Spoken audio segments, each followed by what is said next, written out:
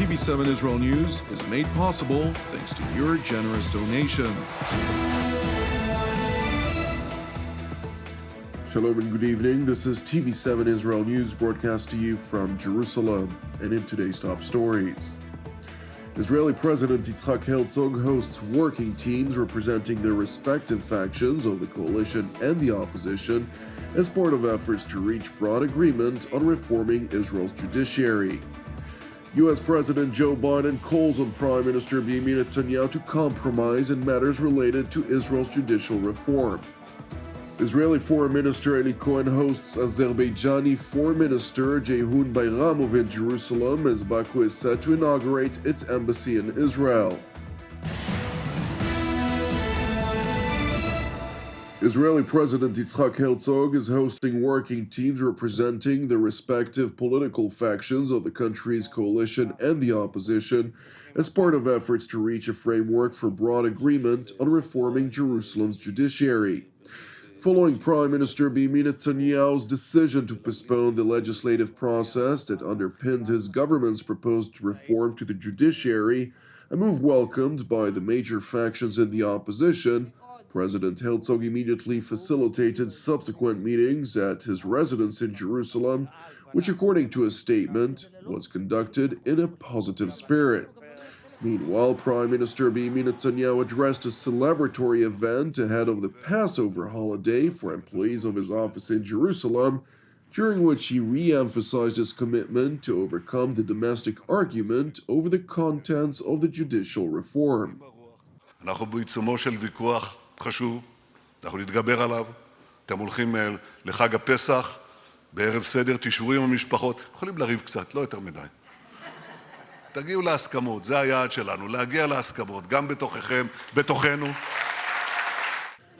It is interesting to note that while the Israeli Prime Minister agreed to postpone the legislative process related to the judicial reform for the purpose of seeking broad agreement with his political rivals in Israel, U.S. President Joe Biden, before boarding Air Force One in Durham, North Carolina, voiced concern over the situation in Israel and called upon Netanyahu to work out some genuine compromise.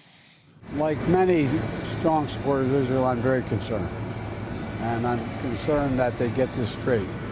They cannot continue down this road. And I've sort of made that clear. Hopefully, the Prime Minister will act in a way that he's going to try to work out some genuine compromise, but that remains to be seen. Well, senior Israeli officials have revealed to TV7 that the United States sought to pressure the governing coalition to compromise on its aspirations to rebalance the three branches of government in Jerusalem. President Biden insisted that his administration was not interfering in Israel's domestic affairs. In response to the American president's remarks, Prime Minister Benjamin Netanyahu stressed in a written statement, quote, "I've known President Biden for over 40 years and I appreciate his long-standing commitment to Israel. The alliance between Israel and the United States is unbreakable and always overcomes the occasional disagreements between us. My administration is committed to strengthening democracy by restoring the proper balance between the three branches of government, which we are striving to achieve via broad consensus. Israel is a sovereign country which makes its decisions by the will of its people and not based on pressures from abroad, including from the best of friends." Separately, during the Passover event at the Prime Minister's office, Netanyahu also underscored Jerusalem's keen and proactive efforts to widen its circle of peaceful relations with neighboring countries. אנחנו צריכים לבצר את ביטחוננו, כי האיומים נגדנו לא נפסקים, אבל העוצמה שלנו הולכת וגוברת. אנחנו רוצים גם להרחיב את השלום עם שכנינו, עשינו כאן דבר מדהים, מדהים, ואנחנו לא מפסיקים, ויש לנו תוכניות גדולות, עם הרוח ועם המעשה, ועם האחדות הבסיסית, שאסור לנו לשכוח אותה, כי היא מלווה אותנו כבר 3,500 שנים.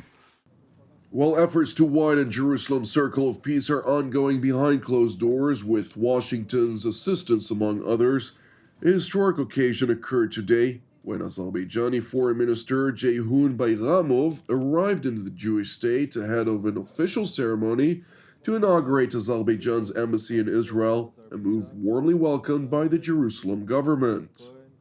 I'm pleased to host you here today for the inauguration of the Azerbaijan embassy in Israel, a significant occasion for both our countries and our nations. The decision to open the embassy reflects the depth of the strategic relations between our countries that have developed gradually over the past 30 years to the close coordination we enjoy today. While Foreign Minister Cohen further highlighted the deep cooperation between Israel and Azerbaijan on a number of strategic matters of utmost importance, his Azerbaijani counterpart, Bayramov, mentioned Israel's substantive consumption of Azeri energy products. Energy cooperation is an important pillar of our relations. Azerbaijani oil makes up around 30% of Israel's oil consumption. Baku's top diplomat also seized the opportunity to voice Azerbaijan's deep appreciation for Israel's historic support of its sovereignty and territorial integrity. We are grateful to Israel for the support to Azerbaijan's sovereignty and territorial integrity during almost 30 years of military occupation of Azerbaijan's territories by Armenia. We appreciate the support extended to Azerbaijan both before and during the patriotic war in 2020. Among heroic soldiers who fought and died defending their country were Azerbaijani Jews as well. It is important to know that while Israel evidently supports Azerbaijan, the Islamic Republic of Iran, which borders both Azerbaijan and Armenia, actively supports the latter in their territorial dispute, which according to intelligence sources includes shipments of sophisticated munitions, including drones. Consequently, tensions have mounted between Azerbaijan and Iran, with Baku and Jerusalem seeing eye-to-eye vis-à-vis threats which emanate from the Islamic Republic. Israel and Azerbaijan share the same perception of the Iranian threats. The Iranian Ayatollah regime threatens both our regions, finance terrorism, and destabilize the entire Middle East. We must act together to prevent Iran from achieving a nuclear capabilities. The way to do it is by using political and economic tools while at the same time formulating reliable and decisive military threat. Among others, on Friday of last week, the Islamic Revolutionary Guard's ground force commander, Brigadier General Mohammad Pakpoul, visited Iran's northern border region near Azerbaijan to oversee the RGC's preparedness at the very location where merely several months prior, the Revolutionary Guards held a large-scale military exercise that included drills to cross the Aras River, which defines a large section of the border between the two countries. And while tensions between Baku and Tehran are seemingly on the rise, Russia's top diplomat, who hosted his Iranian counterpart earlier today, voiced Moscow's hope to see tensions between Iran and Azerbaijan alleviated, highlighting vast economic potential if relations were to normalize under Russian auspices, including a trade corridor that would then stretch from Russia through Azerbaijan to Iran and Pakistan all the way to India. Мы надеемся, что нынешние трения в отношениях Баку и Тегерана имеют временный характер и будут как можно скорее преодолены. Это будет способствовать и продвижению трехстороннего сотрудничества с участием России, Ирана и Азербайджана, в том числе в контексте подтвержденной всеми сторонами заинтересованности в реализации важных проектов в рамках развития международного транспортного коридора север-юг. Мы готовы помогать нашим друзьям в разрешении имеющихся проблем.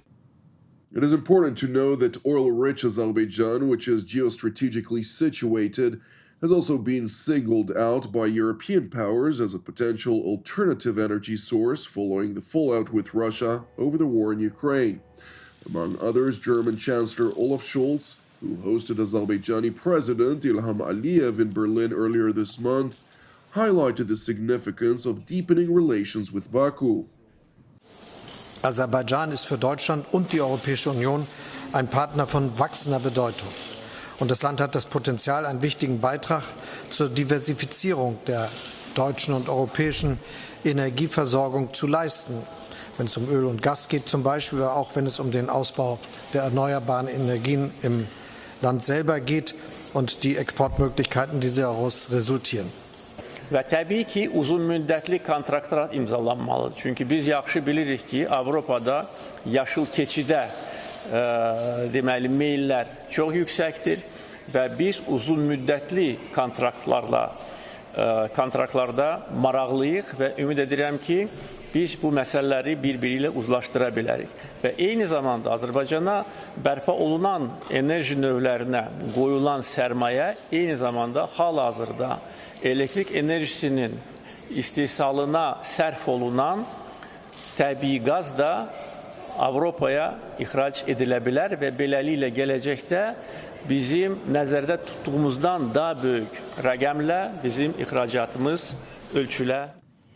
The German Chancellor, for his part, further voiced concern over the renewal of tensions between Azerbaijan and Armenia, which are seemingly on the upward trajectory, highlighting the urgent need for stability. Thank you for watching TV7 Israel News. If you're blessed by productions and would like to help TV7 Israel's ongoing operations, which are exclusively donation-based, please consider making a financial contribution. You can do so at www.tv7israelnews.com. Separately, we would like to encourage you to pray for our persecuted brothers and sisters worldwide, as well as for the peace of Jerusalem and salvation of Israel. I'm Jonathan Essen wishing you an Erev Mevorach, and God willing, we'll see you again tomorrow at the same time.